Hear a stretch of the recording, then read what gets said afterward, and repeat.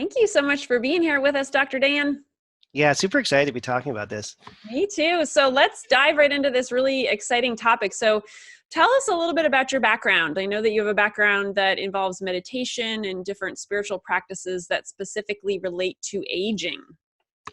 Yeah, so when aging and dying, kind of. So when I was 18, I went to Japan and I lived in a Zen monastery for 6 months and studied with a man named Harada Roshi. And then when I was 22, my dad died, and I went back to Asia. This time I went to Thailand, and I lived in a Thai monastery for about 2 years and studied with the monks there.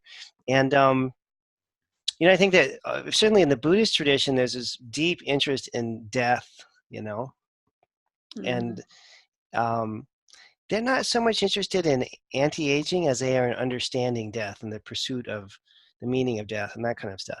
And then, so that occupied like the first 30 years of my life. And then I discovered this Taoist meditation teacher about 10 years ago, and I've been working with him quite diligently for 10 years now. And I really like the Taoist approach because it's kind of the opposite. Whereas the Buddhists were, um, centered around destroying the body and overcoming the body and getting into deep states of pain and physical suffering to overcome the body, the Taoists are like the opposite. They're like, hey, maybe we should eat a plant-based diet. Maybe we should do breathing exercises. Maybe we should do, be ridiculously physically fit and do calisthenics or martial arts or Tai Chi or Qigong or whatever. And I think their approach, it really resonates with me personally in that, like, all the breathing exercises that I do are now scientifically proven to help reverse aging, and they figured this stuff out 5,000 years ago. And so the kinds of foods to eat, the ways to breathe, the ways to do meditation exercises and physical exercises. And so that's been really attractive to me. And I feel like getting that connection with your energy systems going, like you would with an acupuncture or something like that, is a way to extend your physical life as you're developing your spiritual life so that it's an integrated thing. And it's not like I'm going to force my body to suffer so that I can attain some spiritual knowledge. It's more like I can integrate a perfectly physically healthy being, sexually active being with a spiritual being and make it all kind of one good thing. So that has a strong appeal to me, and I've been pretty heavily into that for the last 10 years. And we're starting to, in 2020, starting to do a little more teaching about the Taoist meditation practices that I do. That'll be coming out in a couple months later this year.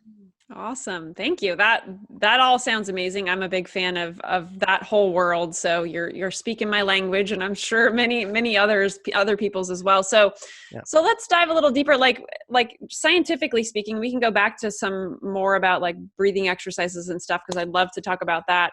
But what about science showing us like what are different ways that we can actually truly slow the aging process? Yeah, there's a lecture I prepared for a group of doctors on this last year, and I was kind of looking at my notes. It's really, when you look at what can we really do about aging research right now, not kind of things in the future like freezing yourself cryogenically and hoping some miracle cure happens later, but to the real stuff that's happening right now, there's two big triggers that everyone agrees on in the scientific community that accelerate aging. One is called oxidative stress, and then the other is good old inflammation, right? And so that we know that definitively, if you have a lot of oxidative stress and you have a lot of inflammation, then your body's going to wear out pretty fast. And if you can reverse oxidative stress and you can reverse inflammation or slow it down, then you can extend, not only be healthier while you're alive, but also extend your lifespan. And there's a lot of groups that are focusing on this right now. There's a big focus on studying mitochondria. I don't know if you heard that term before, but those are the energy powerhouses of the cell, and how can we modify them? How can we modify mitochondria to keep them around and functioning longer? And what are the ways that you can use your diet and lifestyle and supplements to figure this out? And my specific niche in this area for the last 20 years, 25 years, has been to look at the lab testing that's available to measure oxidative stress and to measure sources of inflammation. And so we can have, in what we call integrative or functional medicine, a therapeutic program using lifestyle and supplement changes to analyze the person's level of oxidative stress and inflammation, and then give really clear direction about how to reduce that. So that's kind of my niche right now, is teaching doctors how to analyze the labs and really getting deep into the analytical assessments that can show you, do you even have a lot of oxidative stress or not? I mean, some people don't, you know. Can Uh, you talk a little bit more about, like, just for the layman who might not know, like, right, how do we get oxidative stress? What is it? Like, what are things that lead to it? yeah, so oxidative stress generally, you think about, it's a weird situation that we're in as human beings, right? Is that we consume food, protein, fat, carb, whatever, and then we have to burn that food up for energy in order for us to power around and think and walk and do all the things that we do and work. And it's like if you have a fireplace in your house, right, and you're going to build a roaring fire, you probably have like a guard up that keeps the sparks from flying onto the rug, right? Because if you're burning fuel in any situation, there's a lot of byproduct stuff that's going to pop off. The campfire, fireplace in your house, wood stove, whatever. And so when we're burning energy, when we're burning our nutrients of protein, fat, and carbs up, that's happening in the mitochondria, right? And the little sparks that are flying off as a result of that energy production are what we call free radicals. And Mm. those free radicals damage tissue potentially, just like a spark would damage your rug if it landed on a fancy rug and burned it, right? And so our body has what are called antioxidants to protect from those free radicals causing damage, right? And the problem is that you have to have enough antioxidants to balance out the amount of free radicals that are being generated. So if you're like a professional athlete and you're really physically active, you're going to have more free radicals. So you need more antioxidants. Or if you're chronically ill, you have a lot of sick issues and you're inflamed and all kinds of bad things are happening, you're going to need more protection. And that's why people take supplements that are antioxidants, or why people juice or eat a lot of vegetables and fruit to try to get that antioxidant protection, because we can only get those nutrients basically from, well, primarily from fruits and vegetables. Mm, got it. And what about, so you mentioned the two things, right, that science shows creates aging, right, is the oxidative stress and then the inflammation. Can you also just kind of give a little background on inflammation and what it's caused by and how it creates, I guess, aging? Obviously, it creates a lot of disease too, so there's that. Yeah, so now inflammation, well, we all know inflammation in certain ways. Like, I don't know, your hands get really sore if you have some kind of arthritis, or you twist your ankle and it gets all swollen and inflamed. And some people can, identify inflammation at a little subtler level. Like, for example, they maybe eat gluten or they eat dairy and they get really bloated and inflamed, right, from a food. But what we see in functional medicine now is we're assessing the the complete degeneration of the panel of the planet from an environmental perspective, right? Is that we're Right. kind of all getting swept up in this nightmare of environmental toxin exposure. And so that every human being right now, certainly throughout the United States and probably throughout the entire world, has anywhere from like 100 to 700 toxins in their system, environmental toxins, chemicals, heavy metals, and from all the wonderful things that we're producing and dumping into the environment. And so those are a major inflammatory trigger from breathing, drinking water, eating food, that's not organic, that has chemicals, et cetera, added to it. So just from environmental exposure, most of us are walking around with a little bit to a lot of inflammation. And then we can accelerate that, in certain ways, like if you drink a lot of alcohol, or if you eat too much meat, or if you eat too much dairy. A little meat, little dairy is fine, but too much of some of these foods is going to, for some people, trigger inflammation. Things like sugar are going to cause inflammation. And of course, the anti-inflammatory stuff is all the fruits, vegetables, beans, those kinds of foods. So there's food-related triggers for inflammation. There's environmental toxin exposure-related issues, and even simple things like tons of emotional stress can be pro-inflammatory. Um, Right. so and for most of us with the modern lifestyle, there's an accumulation of inflammation in the body, and just like the word sounds like, flame, right? So it's like a flame. It's like taking a flamethrower and burning up your garden or something, right? The inflammation is going to damage the tissues in the body, like the mitochondria.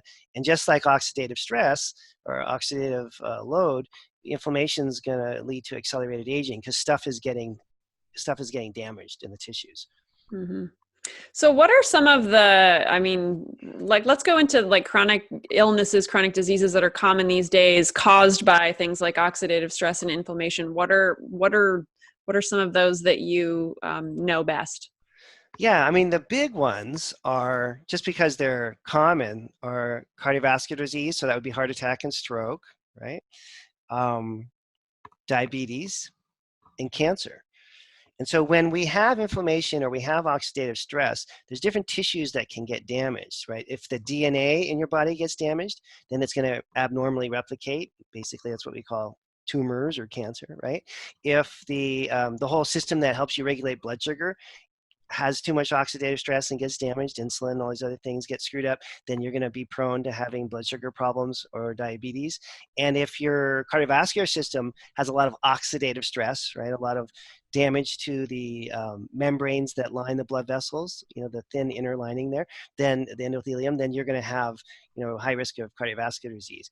And so that's what most people in the United States die from these days. One of those, diabetes, complications of diabetes, cancer, or heart disease. And they're all, interestingly, they're all rooted in the same origins of oxidative stress and Mhm. inflammation. So let's talk about prevention and anti-aging. Obviously, most people are probably watching right now because we want to prevent these things from happening or heal from them if we have them. What are your thoughts on that? What are techniques, strategies that we can use to prevent these diseases? Yeah, I'm a strong advocate of lab testing, functional medicine lab testing, to figure out what's actually wrong. So you don't, because otherwise, you read a magazine or a blog or whatever, and you read about some amazing nutrient like CoQ10 as an anti-aging nutrient, and then you're sure that that's going to help, and you end up doing tons of supplements or doing all kinds of wacky diet stuff without having a general assessment of what's actually wrong. You know, Hmm. and so in my world, we run these labs. They're called organic acids. We run these ion panels, and we're analyzing oxidative stress. We're measuring, do you have oxidative stress or not? If you do, then you really need to crank up your vegetables and take antioxidant supplements. If you don't, then congratulations, let's look and see what else is going on. We can measure blood sugar response through things like lactate and hydroxybutyrate. So there's these really cool markers to see, are you potentially prone to being pre-diabetic or diabetic in the future? If so, then you need to eat a diet that's going to be really stable for your blood sugar. You can even measure, and this is mind-blowing that this is possible, you can even measure cell turnover rate, which shows whether you're at risk for developing different types of cancer, right? And so these all, and these problems are never, people don't just wake up one morning and have a heart attack, right? There's generally decades of degeneration of the blood vessels. And the same thing with most cancers, not all, but most cancers take place over longer periods of time. You don't just all of a sudden wake up one day and have, colon cancer. It's a slow, not all the cancers, but most of the cancers are, not going to happen in a matter of a few days or a few weeks. They're lifestyle related and environmental toxin related and diet related variables that we can change. And so I'm a really strong advocate of doing the testing and then seeing what's wrong. And then the solutions come from the labs, right? So you have the basic solutions, if you're, just generically, if you're not testing, would be to increase fruits and vegetables, obviously to get more antioxidants, to decrease the things that are potentially damaging, like toxin exposure. So there's some obvious things, like if you have mercury fillings in your mouth, you can have them removed, or if you're using a lot of skincare or beauty care products that are full of metals or chemicals, you want to get them out of your life, and just trying to make it so that your environmental toxin exposure is minimized. And you can Hmm. also measure liver detox pathways. So we do this test on every patient that I work with, and we can see exactly how is your liver holding up to environmental toxin exposure, and figure out if there are problems with the liver, then exactly what pathway in the liver needs to be adjusted. And so for me, that's kind of like the heart of a preventive program or anti-aging program, is to figure out where is the normal body physiology failing, and then through the labs start to set up programs to fix that.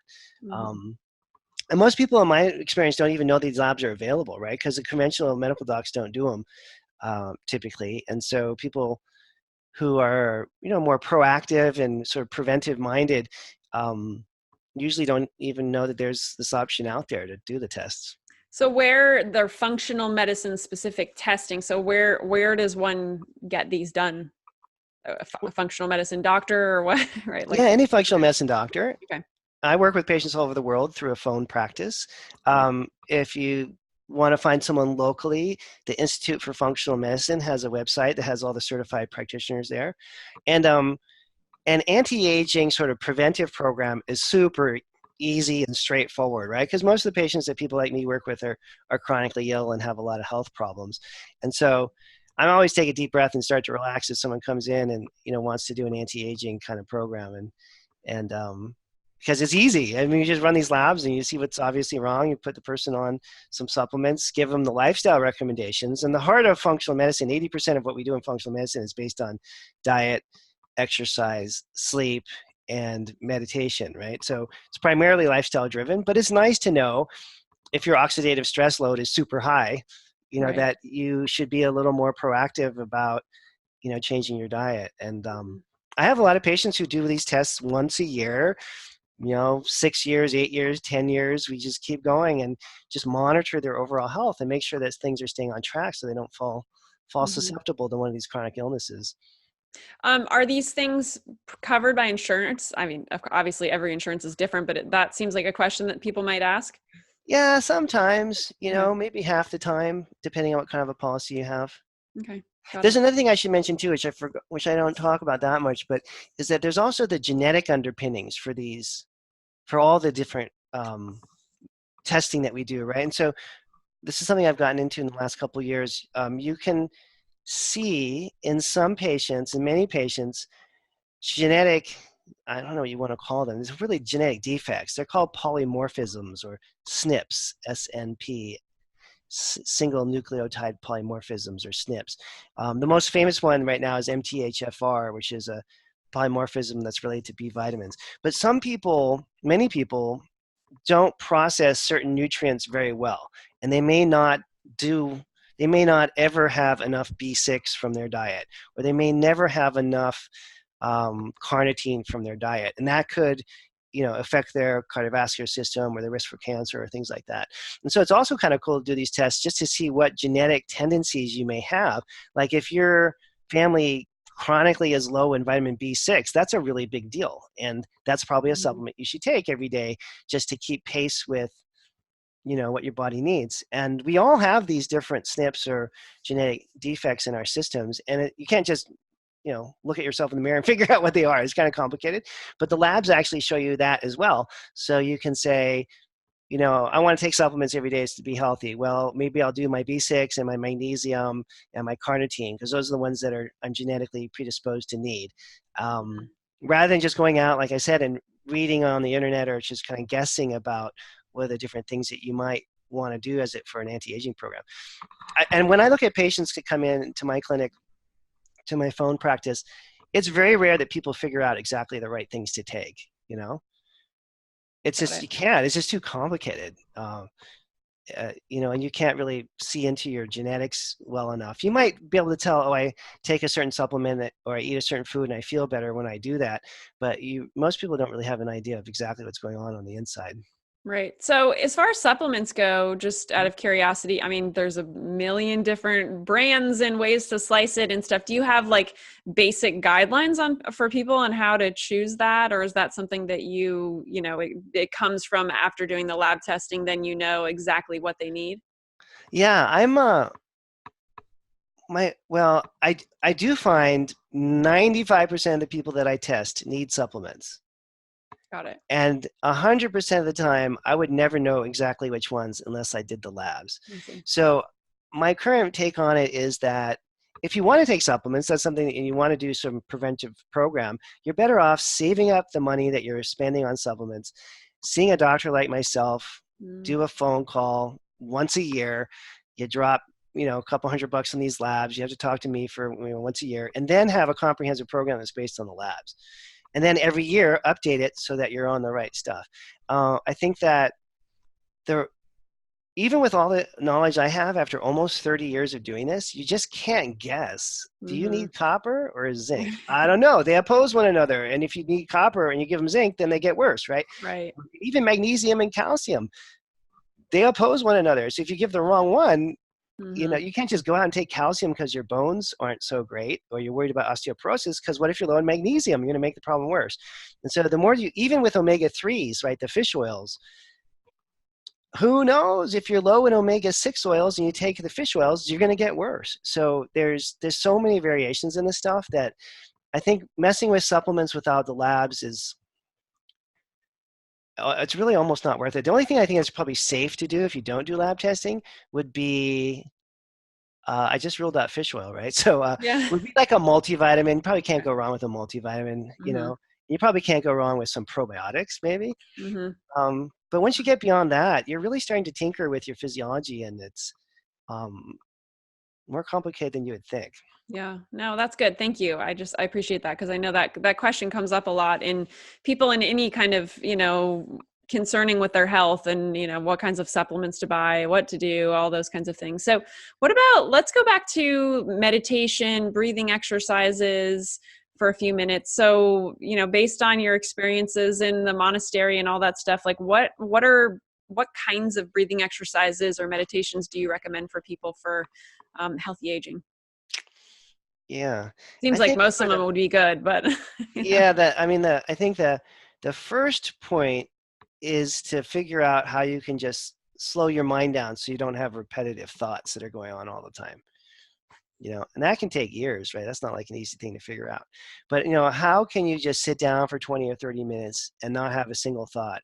You know, just sitting on a park bench looking at people walking by, and you're just sitting there, or you're sitting in the woods somewhere or whatever, and just having literally not a single thought. You're just experiencing the environment that you're in, but your brain is not cranking out shopping lists of what you're supposed to be getting for the groceries tonight, or did I remember to pay the gas bill, or what do I really think about the president of the United States, or whatever this stuff is that's going in our minds all the time, right? And so for that, we need like I think modestly just 2 to 5 minutes a day of just sitting still and breathing. got you it. know I mean, I now meditate. These days I wake up pretty much every day around 4 a.m. and I do my practice until I have to work, which is usually around 8. So that's 4 hours.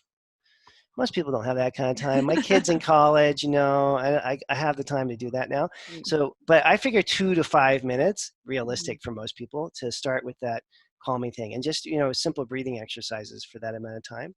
And then when you get a little more advanced and that's starting to become kind of easy, try to get people to extend the time out to maybe 10, 15 minutes once a day Mhm. of a simple breathing exercise.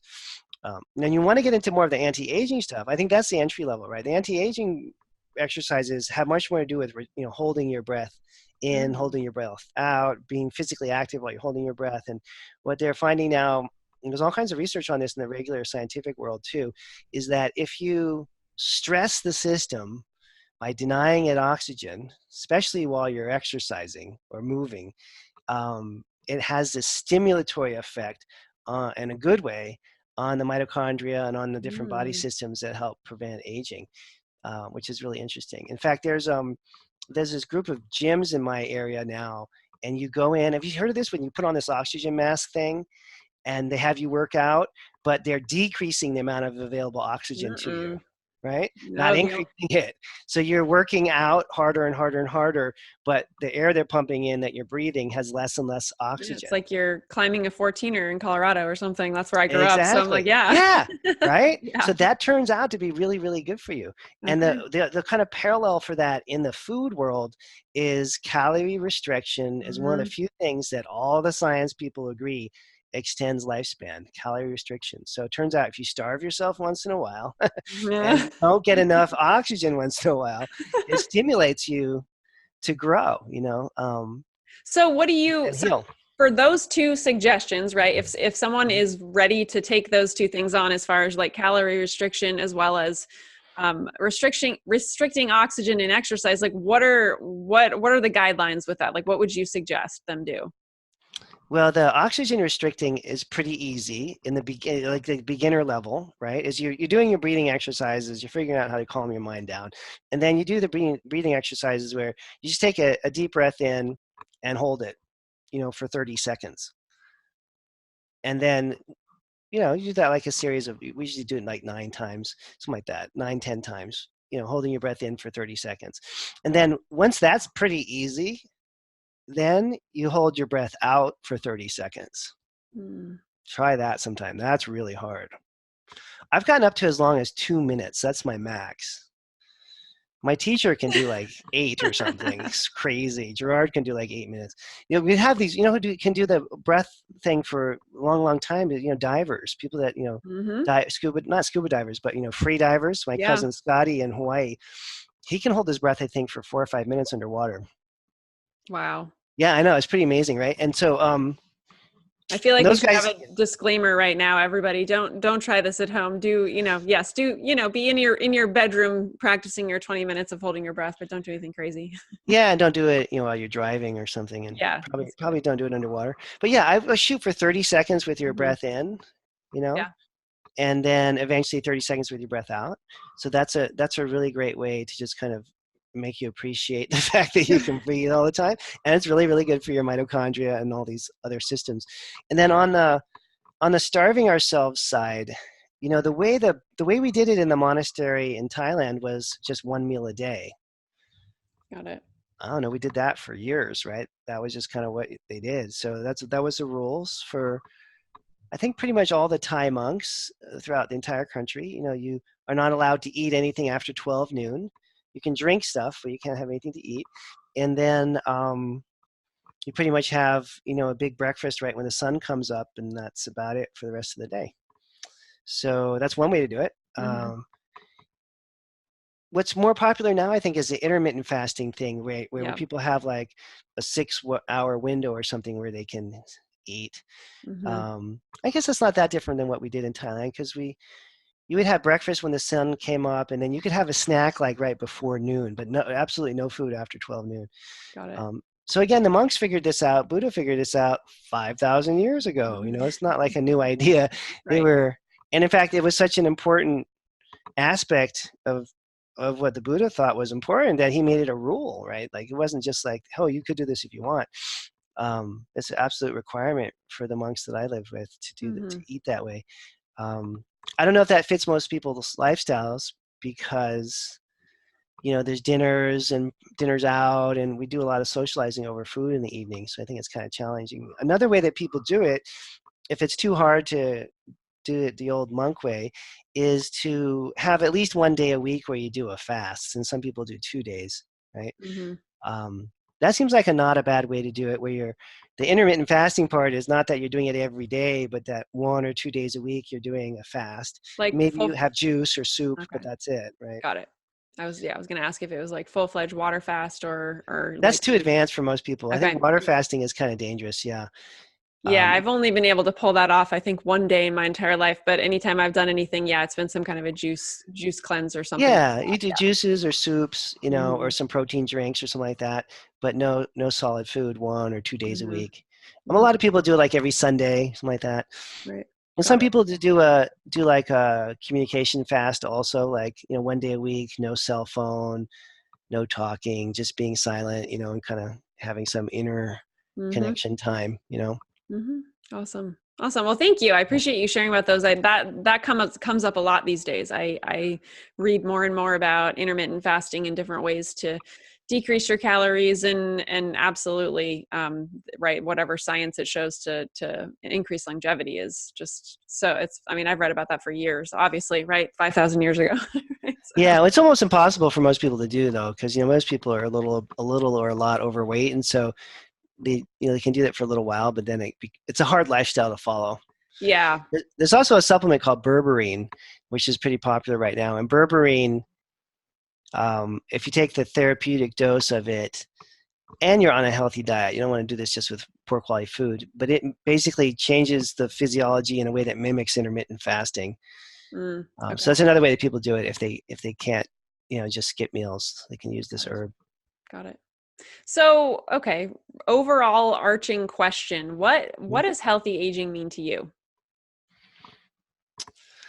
Yeah, I think the number one thing is the facing the reality that we're going to die, right? That's kind of like the central question. Because why would you even care about healthy aging? Was because you're trying to prevent something from happening. And so I think that if you spend your whole life living in fear of dying, then when you finally go through the dying process, it's really quite unpleasant, you know? And my first wife is a hospice nurse, and we talked about this for decades with her.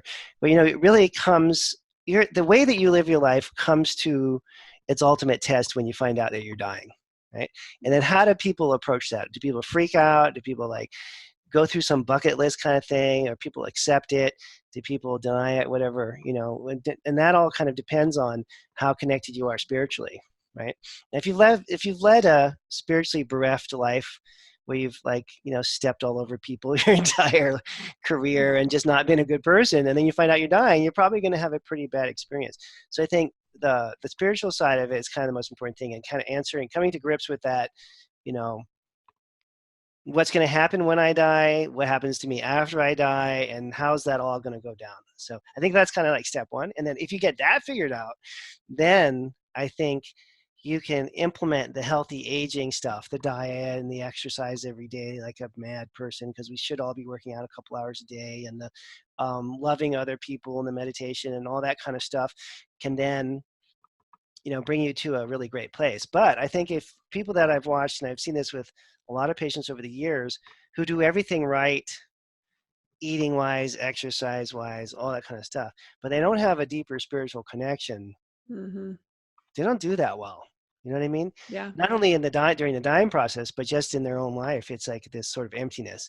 Mm-hmm. So I Absolutely. think it's a spiritual, essentially a spiritual question. But the interesting thing is when a lot of the people get spiritually enlightened, like the monks that I studied with in Thailand and Japan, and like my current Taoist teacher, when people get to that level of enlightenment, they get really healthy. They don't eat junky food. They don't drink alcohol. They don't smoke or do caffeine or drugs. And they're nice to other people. You know what I mean? They just, that spiritual connection kind of spurs them to just automatically want to engage in healthy behavior. If that makes sense. Yeah, absolutely. Yeah, Yeah. but they don't get there from, this is the big thing I learned about the monks. They don't get there from engaging in healthy behavior, right? So like, does that make sense the way I said that? In Mhm. other words, like if you just clean up all your lifestyle stuff and that's all you do, that's probably not going to really help you extend your lifespan, right? Because you're missing that critical piece, which is the interconnection. Right. That makes perfect sense.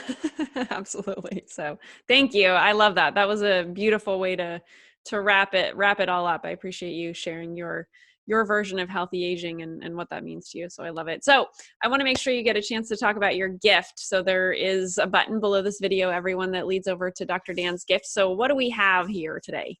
Yeah, so I'm very interested in education around the lab testing, around supplements, around lifestyle changes, et cetera. So we have my Brain Restore in 4 program, a central part of it, not the entire class, but a really key component of it that we're giving away for people to learn about what a healthy brain is like and some of the physiology behind how your brain works and things that you can do to help your brain. Got it. Awesome. Thank you. And again, everybody, that button's right below, so you can just click through and go grab that. Are there any last insights? Anything else that you want to chat about before we wrap up?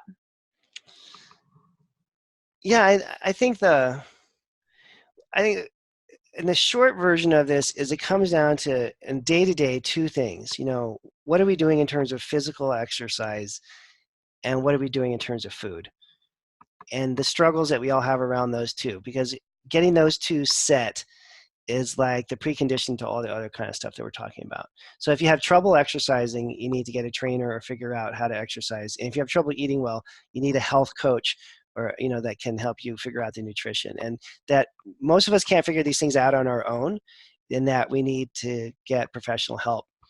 Just like you probably wouldn't try to fix the plumbing if your toilet exploded, Right. you'd probably call a plumber. You know, Yeah. like we need help learning how to eat and Mhm. how to exercise. And that, I think when I see people reaching out for health coaching and see people reaching out for exercise instruction, then I know they're on the right track. Mhm. Awesome. Thank you. Thank you for Thank everything. I you. really appreciate your words, your work, your passion and enthusiasm for this, and I appreciate you doing this with us today. Okay, take care now. Absolutely. And everyone, thank you so much for showing up for yourself. And that is the first step in anything in life, is showing up for yourself. So thanks for being here, and we'll see you again soon.